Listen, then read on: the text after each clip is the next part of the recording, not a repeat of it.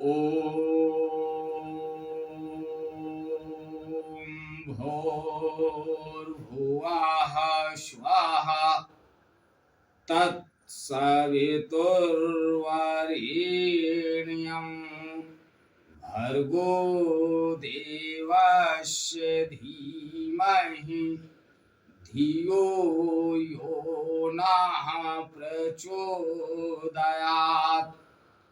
उस अग्नि स्वरूप परम ब्रह्म के, जिसके प्रकाश से सारा ब्रह्मांड प्रकाशित होता है, ऐसे परम तेजस्वी परम ब्रह्म के तेज का मैं ध्यान करता हूँ तथा उसके ज्योतिर्मय स्वरूप को अपने अंतःकरण में धारण करता हूँ।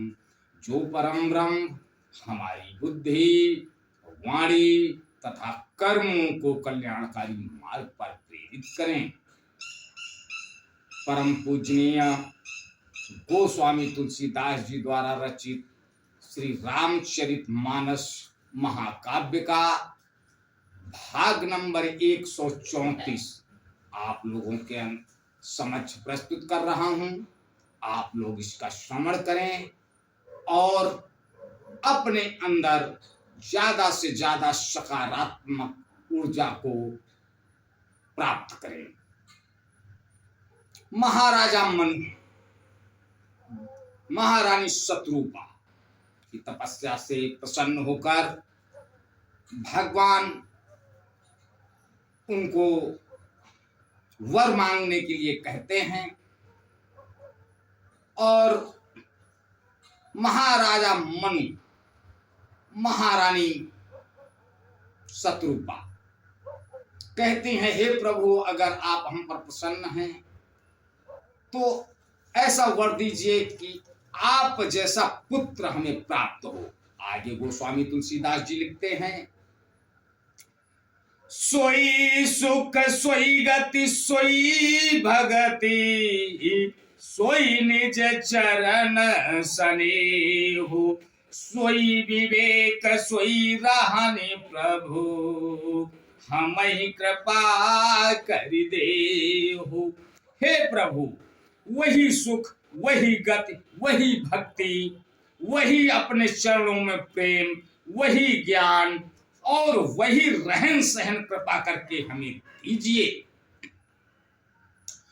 सोनि मृदु गूढ़ रुचिर वर चरना सोनि मृदु गूढ़ रुचिर बर रचना कृपा सिंधु बोले मृदु बचना जो कछु रुचि तुमरे मन माही मैं सो दीन सब संशय नाही। रानी की कोमल गूढ़ और मनोहर श्रेष्ठ वाक्य रचना सुनकर कृपा के समुद्र भगवान कोमल वचन बोले, तुम्हारे मन में जो कुछ इच्छा है वह सब मैंने तुमको दिया, इसमें कोई संदेह न समझना। मातु विवेक अलौकिक तोरे कबहु न मिटई अनुग्रह मोरे बंद चरण मनु कहो बहोरी आवरे कर बिनती प्रभु मोरी। हे माता, मेरी कृपा से तुम्हारा अलौकिक ज्ञान कभी नष्ट नहीं होगा। तब मनु ने भगवान के चरणों की वंदना करके फिर कहा, हे प्रभु, मेरी एक विनती और है। सुत विषयी तव पदरति होऊ मोहि बड़ मोड़ कहे किन को मणि बिनु फणि जीवी जल बिनु मीना मम जीवन में तुम ही अधीना। आपके चरणों में मेरी वैसी ही प्रीति हो जैसी पुत्र के लिए पिता की होती है। चाहे मुझे कोई बड़ा भारी मूर्ख ही क्यों न कहे। जैसे मणि के बिना सांप और जल के बिना मछली नहीं रह सकती, वैसे ही मेरा जीवन आपके अधीन रहे, आपके बिना न रह सके। असबरु मांगी चरण गही रहो, एवं तु करुणा निधि कहो।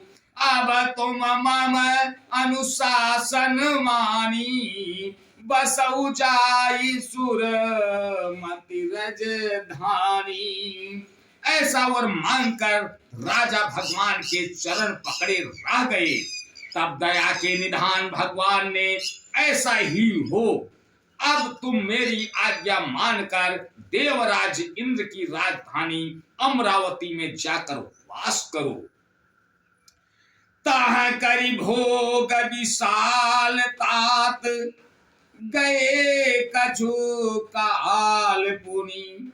तह करी भोग विशाल तात, गए कछु काल पुनि। होई हऊ अवध बुहाल, तब मैं होब तुम्हारे सुत।